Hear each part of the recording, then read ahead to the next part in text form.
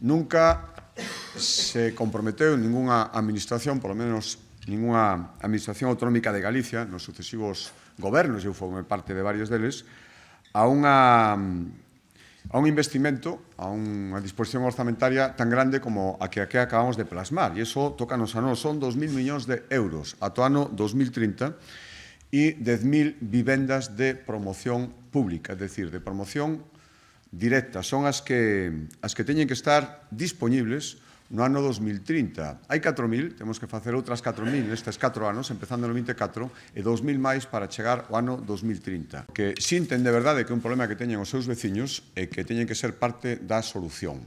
Por lo tanto, todos os que están axudándonos con cesións de chan, con trámites, con todo o que necesitamos para, primeiro, ser áxiles e, segundo, facelo ben, eu quería agradecerlo. Igual que a todos os que foron desfilando por aquí, plasmando o final dun proceso que efectivamente levou tempo no Observatorio da Vivenda.